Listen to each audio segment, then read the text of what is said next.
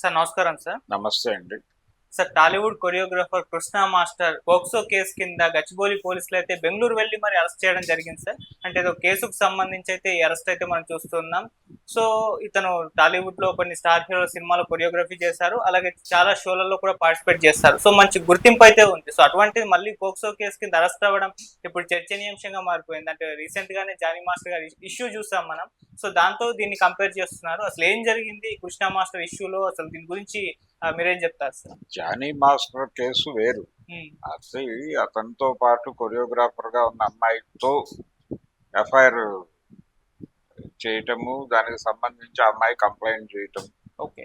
అంటే ఆ అమ్మాయి కొంచెం ఆలస్యంగా కంప్లైంట్ చేసింది. దీనికి సంబంధించి రకరకాల చర్చలు జరిగినాయి.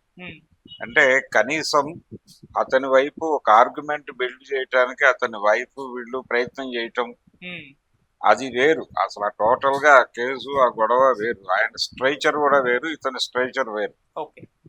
జానీ మాస్టర్ వచ్చి అతను డాన్సర్స్ యూనియన్ కి ఏదో ఇన్ఛార్జ్ గా ఏదో ఆఫీస్ బేరర్ గా ఉన్నాడు. ఆ సందర్భంలో అతని వైఫ్ చాలా సీరియస్ గా, సుమలత అనుకుంటాను ఆవిడ పేరు, ఆవిడ కొంచెం బలంగా ఆర్గ్యూ చేస్తూ ఒక ఆర్గ్యుమెంట్ బిల్డ్ చేసే ప్రయత్నం చేసింది. ఈ కేసులో గొడవ వేరు. ఇప్పుడు ఇతను పేరేంటి, కృష్ణ. ఈ కృష్ణ మాస్టర్ ఇతను డి కృష్ణ అనేది పిలుస్తారు ఇతను. అంటే ఢీ నుంచి మొదలైనట్టున్నాడు ఈ డాన్స్ షో, ఢీ నుంచి. ఆ తర్వాత ఈ బేబీ డాన్సర్ల ప్రోగ్రామ్స్ వీటన్నిటిలోనూ అతను కొరియోగ్రఫీ చేయటం మాత్రమే కాదు, కొన్నిట్లో జడ్జిగా కూడా వ్యవహరించినట్టున్నాడు.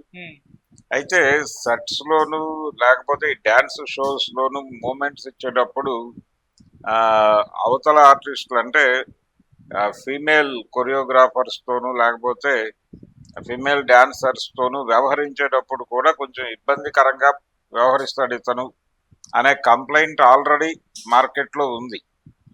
మార్కెట్లో ఉండటం అంటే ఇతను మిస్బిహేవియర్ చేస్తాడని చాలా మంది ఆడపిల్లలు ఇతని గురించి అసోసియేషన్ దృష్టికి తీసుకెళ్ళినట్టుగా కూడా చెప్తున్నారు. ఇప్పుడు ఇది ఒక వ్యవహారం.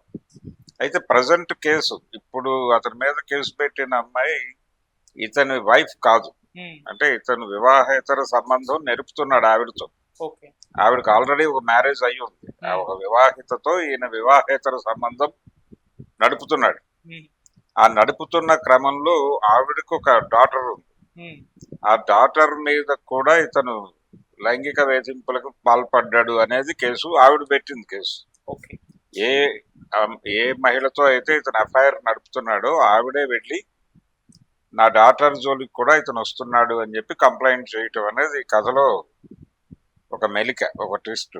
అయితే సిమిలర్ ఇలాంటి సందర్భమే ఒకటి ఈ మధ్య కాలంలో మనం విన్నాం. పూర్ణచందర్ అనేటువంటి పేరుతో ఒక వ్యక్తి అరెస్ట్ అయ్యాడు. అతను ఈ జర్నలిస్ట్ స్వేచ్ఛ కేసులో అమ్మాయి సూసైడ్ చేసుకుంది. ఆ కేసులో అరెస్ట్ చేశారు అతన్ని. అతని మీద కూడా ఈ పోక్సో యాక్టే పెట్టారు. ఈ పోక్సో యాక్ట్ పెట్టినప్పుడు అతను కూడా నిజానికి వాళ్ళిద్దరికి కూడా అది కూడా వివాహేతర సంబంధం. అయితే అతనికి మ్యారేజ్ అయింది, అమ్మాయితో ఎఫ్ఐఆర్ కొనసాగిస్తున్నాడు. ఆ అమ్మాయికి ఒక డాక్టర్ ఉంది, ఆ డాక్టర్ తో కూడా మిస్బిహేవియర్ నడిపాడు అనేది కంప్లైంట్. సో అతను ఆల్రెడీ లోపల ఉన్నాడు. అతను బెయిల్ వచ్చినట్టు ఎక్కడా వార్తల్లో చూడలేదు. పూర్ణచందర్ని సీరియస్ గా శిక్షించాలి అనేటువంటి డిమాండ్ ప్రజా సంఘాల నుంచి కూడా బలంగా వినిపించింది. దానికి సంబంధించి అనేక సమావేశాలు జరిగినాయి. అమ్మాయికి నివాళిగా ఆ ప్రతి సమావేశంలోనూ అతన్ని టార్గెట్ అతన్ని కఠినంగా శిక్షించడం ద్వారా ఇలాంటివి జరగకుండా ఉండేందుకు ఒక భయాన్ని క్రియేట్ చేసే విధంగా అతన్ని శిక్షించాలి అన్న పద్ధతిలో డిమాండ్ చేశారు అందరూ. ఇప్పుడు దాదాపు అలాంటి పరిస్థితే ఇక్కడ కూడా. అంటే ఆవిడకి ఏదో ప్రాబ్లం ఉండుండొచ్చు, ఆవిడ వివాహిత అని చెప్తున్నారు కానీ ఆవిడ మ్యారేజ్ లైఫ్ ప్రాపర్ గా ఉండుండకపోవచ్చు. ఆవిడ ఏదో డిస్టర్బ్ అయి ఉండొచ్చు అక్కడ. ఆ టైంలో ఎక్కడో ఇతనితో ఒక రిలేషన్ ఏర్పడి ఉండొచ్చు. ఏర్పడింది అక్కడ వరకే ఉండాలి. అది క్రాస్ చేసి ఆ అమ్మాయి డాటర్ని ఇబ్బంది పెట్టడం అనేది ఖచ్చితంగా వైలేషన్ అవుతుంది. ఇది ఖచ్చితంగా నేరమే. అమ్మాయి అఫెండ్ అయింది సీరియస్ గా. ఏమిటి పరిస్థితి అని చెప్పి చిరాకు పడి వెళ్ళింది. అయితే ఈ నేచర్ పురుషుల్లో ఉండటానికి రీజన్ ఏమిటి అనేది చాలా సందర్భాల్లో గ్రాంటెడ్ గా తీసేసుకుని మిస్బిహేవియర్ చేస్తారు. చేసే క్రమంలో వాళ్ళని వాళ్ళు జస్టిఫై చేసుకోవడానికి చాలా దుర్మార్గమైనటువంటి ఆర్గ్యుమెంట్లు బిల్డ్ చేసుకుంటారు. ఈ బిల్డ్ చేసుకుని ప్రెజర్ చేస్తారు. ఇప్పుడు ఆ అమ్మాయిని ప్రెజరైజ్ చేసుంటాడు ఎవరు, ఈ వివాహేతర సంబంధం నడుపుతున్న ఆ మహిళ మీద కూడా ఇతను రకరకాలుగా ఇబ్బందులకు గురి చేసి ఉండొచ్చు. టార్చర్ అనుభవించింది ఆవిడ. టార్చర్ అనుభవించే అది మితి మీరుతోంది అనుకున్నప్పుడే పోలీస్ స్టేషన్కి వెళ్ళి కంప్లైంట్ ఇచ్చింది. పోలీస్ స్టేషన్ లో కంప్లైంట్ ఇచ్చినప్పుడు తన కూతురిని హెరాస్ చేస్తున్నాడు అనేది ఒకటే కాదు, తనతో అతను ఎందుకున్నాడు అనేది కూడా ఆవిడ ఎస్టాబ్లిష్ చేసి చెప్పుండాలి కదా అక్కడ. అంటే అది చెప్పడానికి ఇబ్బంది పడనంత స్థాయిగా ఆవిడ్ని హెరాస్ చేశాడు ఇతను అనేది అర్థమవుతుంది. ఓకే, ఇది చాలా మంది పురుషుల్లో ఆ ఇది ఉంది గ్రాంటెడ్. అంటే అవతల వాళ్ళు వాళ్ళేదో ఒక లోన్లీనెస్ నుంచో దేని నుంచో కొంచెం సన్నిహితంగా ఉంటే దాన్ని అడ్వాంటేజ్ గా తీసుకుని ఒక అడుగు ముందుకేసి వాళ్ళ జీవితాల్లోకి ప్రవేశించి వాళ్ళని వేధింపులకు గురి చేసి ఇలాంటి దుర్మార్గాలన్నీ చేసేస్తున్నారు చాలా మంది. పైగా వీళ్ళెవరికి గౌరవభావం ఉండదు, రిలేషన్ మీద గౌరవం ఉండదు. ఇతనికి వివాహం అయింది, ఈ అమ్మాయితో రిలేషన్ ఉంది, ఇతనికి వేరే పెళ్ళయింది. ఆ వైఫ్ ని కూడా అతను ఇబ్బందులకు గురి చేసి ఆవిడకి సంబంధించినటువంటి దాదాపు 10 లక్షల నగదు కూడా అపహరించుకుని వెళ్ళాడు అనేది ఇంకొక కంప్లైంట్. సో టోటల్ గా ఇతని క్యారెక్టరే కొంచెం గందరగోళంగా ఉన్నట్టుగా కనిపిస్తోంది పిక్చర్. వైఫ్ ని మోసం చేసి ఆవిడ ప్రాపర్టీని తీసుకెళ్లిపోవటము, అలాగే ఇక్కడ ఈఎంఐతో ఎఫ్ఐఆర్ నడపటము, అమ్మాయి కూతురుతో మిస్బిహేవియర్ చేయటం, ఇన్ని గందరగోళాల మధ్య అతను అరెస్ట్ అయ్యాడు. బెంగళూరులో వాళ్ళ అన్న దగ్గర ఉన్నాడు అని ట్రేస్ చేసి పట్టుకొని తీసుకొచ్చి కంది జైల్లో పెట్టారు. ఎవరు, గచ్చిబౌలి పోలీసులు మొత్తం ఈ కేసుని డ్రైవ్ చేసి వాళ్లే పట్టుకొచ్చి ఇక్కడ జైల్లో పెట్టారు.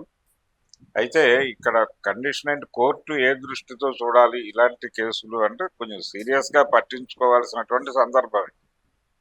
ఇలాంటివి పెరుగుతున్నాయి. అంటే పిల్లల మీద లైంగిక దాడులు చేయటం అనేది ఒక రకంగా నిజానికి పిల్లలు వేధింపులకు గురవుతున్నటువంటి సెగ్మెంట్స్ అనే జాబితాలోకి వెడితే ప్రపంచంలో అత్యధికంగా వేధింపులకు గురవుతోంది పిల్లలే అనేది ఒక యునెస్కో నివేదిక ఉంది.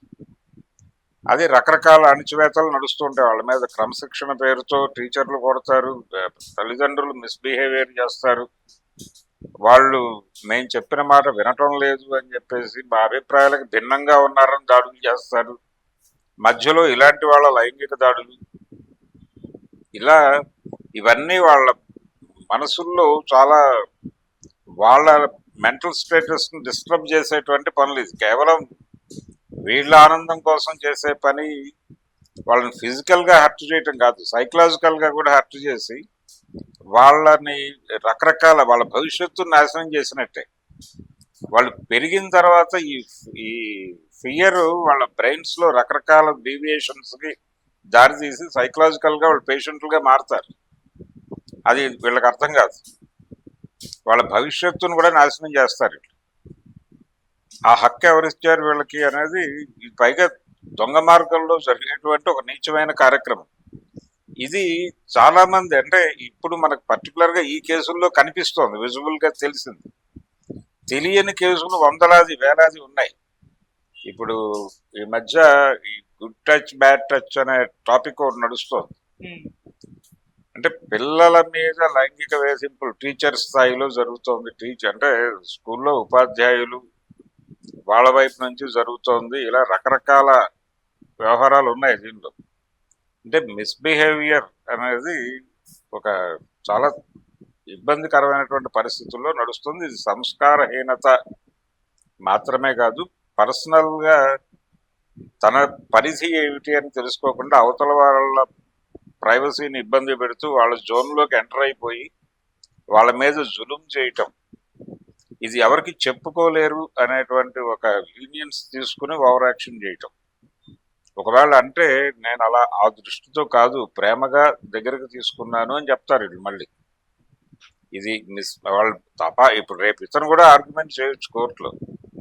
నేను ఆ అమ్మాయిని ప్రేమగా దగ్గరకు తీసుకున్నటువంటి సందర్భాల్లో దాన్ని రాంగ్ గా ప్రొజెక్ట్ చేస్తున్నారు, నా క్యారెక్టర్ ని హీనపరిచేటువంటి ప్రయత్నం చేస్తున్నారు అనే ఆర్గ్యుమెంట్ తో ఇతను లాయరు కోర్టుని గందరగోళపరిచేటువంటి ప్రయత్నం డెఫినెట్ గా చేస్తారు. కానీ అది కాదు ఇష్యూ. ఇది ఇలాంటి కంప్లైంట్స్ ఆ కంప్లైంట్ దాకా వెళ్ళటం అంటే ఇక్కడ పర్టికులర్ గా ఈ కేసులో, స్వేచ్ఛ కేసులో గొడవ వేరు, ఇక్కడ పర్టికులర్ గా ఈ కేసులోకి వస్తే ఆవిడ కేవలం ఈ కంప్లైంట్ చెప్పడం ద్వారా అతన్ని టార్గెట్ చేయటమే కాదు, తను కూడా టార్గెట్ అవుతోంది. అంటే తను కూడా ఒక వివాహేతర సంబంధంలో ఉన్నట్టుగా అడ్మిట్ చేయాల్సి వస్తుంది కోర్టులోను, అలాగే పోలీసుల దగ్గర. దానికి సిద్ధపడింది అంటే అక్కడ ఆవిడ ఏ మేరకు హర్ట్ అయింది, అమ్మాయి పట్ల అతని బిహేవియర్ ని ఏ స్థాయిలో చూసుంటుంది, ఆవిడ చూసి గాయపడి ఉంటుంది అనేది కూడా చూడాలి. అందుకని ఇలాంటి కేసుల్లో కొంచెం సీరియస్ శిక్షలే ఉండాలి. ఉంటే కనీసం కొంత మేరకు తగ్గుతుంది అనేది ఒక అంచనా అంతే. కానీ ఎందుకు ఇవన్నీ జరుగుతున్నాయి అంటే ప్రాపర్గా మన పెంపకంలోనూ వాళ్ళ ప్రతి మనిషికి ఆ ప్రైవసీ గురించి, అవతల వాళ్ళకి ఇవ్వాల్సిన గౌరవం గురించి, పిల్లలకి గౌరవించాల్సిన సంస్కారం గురించి సరైనటువంటి శిక్షణ లేక ఎడ్యుకేషన్ సిస్టంలోనే ఇది లేదు. గతంలో ఉండేది. గతంలో ఒక మోరల్ క్లాస్ అని ప్రతి స్కూల్లోనూ ఒక 45 నిమిషాల కార్యక్రమం ఉండేది. ఎవరితో ఎలా వ్యవహరించాలి అనే దానికి సంబంధించి జనరల్ బిహేవియర్కి సంబంధించినటువంటి ఒక కాన్వర్సేషన్ నడిచేది కాలేజెస్లోను, స్కూల్స్లోను. ఇప్పుడు అవన్నీ పోయినాయి. పోయి ఎవరిష్టం వచ్చినట్టు వాళ్ళు బిహేవ్ చేస్తున్నారు. అంటే నేను అనేది సెంటర్ ఇక్కడ, తను తన ప్రయోజనమే సెంటర్ తప్ప మిగిలిన ప్రపంచం ఏమైపోయినా ఇది అనవసరం. ఈ ధోరణి పెరిగింది. మనం అనేది పోయి నేను అనేది ఎక్కువ అవడం వలన నేను ఆనందంగా ఉన్నాను, నేను ఆనందంగా ఉండటం కోసం చేస్తున్నాను అనే ఉద్దేశంతో దాడులు జరుగుతున్నాయి. అవతల వాళ్ళ జీవితాల్లోకి వీళ్ళు అక్రమంగా చొరబాటుకి దారి తీయటానికి కారణం వీడి ఆనందమే. ఇప్పుడు ఆ అమ్మాయి ఏదో ఒక ఏరియాలో లోన్లీనెస్ ఫీల్ అయ్యి ఇతనికి దగ్గరై ఉండొచ్చు, బహుశా ఫ్రెండ్షిప్ కోరుకుని ఉండొచ్చు. ఇతను చొరవ చేసి ఆవిడ జీవితంలోకి అక్రమంగా ప్రవేశించి అక్కడి నుంచి ఆవిడ జీవితం మొత్తాన్ని డిస్టర్బ్ చేసేటువంటి పద్ధతిలో వ్యవహరించడం మొదలుపెట్టాడు. అక్కడ ఇతని కదలికలు ఇబ్బందికరంగా తయారై ఆవిడ రోడ్డెక్కింది. ఇది కండిషన్. ఇది కొంచెం ఇలాంటి కేసులు పెరుగుతున్నాయి ఈ మధ్య కాలంలో, రిపీటెడ్ గా కనిపిస్తున్నాయి ఇలాంటివి. ఈ పోక్సో యాక్ట్ కి సంబంధించి ఇప్పుడు ఇంకొక చర్చ జరుగుతోంది ఈ మధ్య. దానికి సంబంధించినటువంటి వయో పరిమితి పెంచాలా కుదించాలా అనేటువంటి ఒక చర్చ. ఈ పెంచాలా తగ్గించాలా అనేది కాదు అసలు. అంటే మహిళల మీద ఎవరు ఏ పద్ధతిలో ఏ వయస్సులో ఏం చేసినా గానీ కఠినమైనటువంటి శిక్షలు ఉండాలి అనేది ఒక పద్ధతిగా తీసుకోవాలి. తీసుకోగలిగితే బాగుంటుంది. దానికి వయసు అంటే కోర్టులో వీళ్ళు మ్యానిపులేట్ చేయడానికి, ఇప్పుడు నేను ఇందాక చెప్పినట్టుగా ఇది రాంగ్ ఇంటర్ప్రిటేషన్ అని చెప్తారు వాళ్ళు. అమ్మాయిని నేను ప్రేమగా దగ్గరికి, ఒక తండ్రి హోదాలో దగ్గరికి తీసుకుని తల మీద ముద్దు పెట్టుకున్న సందర్భాన్ని కూడా వీళ్ళు వికృతార్థంలో స్వార్థ ప్రయోజనాల కోసం నన్ను వదిలించుకోవటానికి ఆ అమ్మాయి ఇలా చేస్తోంది అనే ఆర్గ్యుమెంట్తో వీళ్ళు రావచ్చు. అది నమ్మించే ప్రయత్నం కూడా చేస్తారు, దానికి సంబంధించిన సాక్ష్యాలు ప్రొడ్యూస్ చేస్తారు, ఏదో వాళ్ళ ఘర్షణ వాళ్ళు పడతారు. ఇది ఈ ధోరణి. అంటే తప్పించుకునేటువంటి ధోరణి, గ్రాంటెడ్ గా తీసేసుకునే ధోరణి విపరీతంగా పెరిగిపోయినాయి. దానికి సంబంధించి లీగల్ గా కూడా అతను బయటేయడానికి రకరకాల ప్రయత్నాలు చేస్తారు. ఇది ప్రతి కేసులోనూ జరుగుతుంది, ఏ ఏజ్ గ్రూప్ లో అయినా జరుగుతుంది. కాబట్టి దీనికి సంబంధించి ఒక ఏజ్ లిమిట్, అలాగే ఇప్పుడు ఏజ్ లిమిట్ పెడితే ఇలా ఆర్గ్యూ చేసే లాయర్లు ఒక బర్త్ సర్టిఫికెట్ ఏదో పట్టుకొచ్చి ఆవిడ నెల క్రితమే ఆవిడ ఆ ఏజ్ దాటింది కాబట్టి మీరు ఈ యాక్ట్ పెట్టాలని వీల్లేదు అని ఆర్గ్యూ చేస్తే లీగల్ గా నిజమే. ఒక నెలకి ఏమవుతుంది, అమ్మాయి చిన్నపిల్ల కాకుండా పోతుందా, వీడు చేసిన దుర్మార్గం కాకుండా పోతుందా? దాన్ని సానుకూలతగా తీసేసుకుని వీళ్ళు కేసుల నుంచి జనాలను తప్పించడానికి వాడేసుకుంటారు. ఓకే. ఇలాంటి దుర్మార్గాలు జరిగే అవకాశం ఉంది. మీరు ఎప్పుడైతే ఏజ్ లిమిట్ ఈ వయసుకి మాత్రమే ఈ శిక్షలు, ఈ ఏజ్ దాటితే ఈ యాక్ట్ వర్తించదు అని చెప్పడం, ఇలాంటివి కుదరవు. కొంచెం సీరియస్ గానే సమాజం ఈ కేసుల గురించి పట్టించుకోవాలి. దానికి ఈ కృష్ణ మాస్టర్ కేసు కొంచెం సీరియస్ గా గచ్చిబౌలి పోలీసులు పర్సూ చేసి అతను మొత్తానికి అరెస్ట్ చేశారు. అరెస్ట్ చేయడం గొప్ప కాదు, కేసును ప్రాపర్ గా నడిపి అతనికి శిక్ష పడేలాగా డ్రైవ్ చేయటం అనేది జరగాలి. ఓకే. ఆ దిశగా ఆవిడకి అవసరమైతే ప్రజా సంఘాల సహకారం కూడా కావాలి.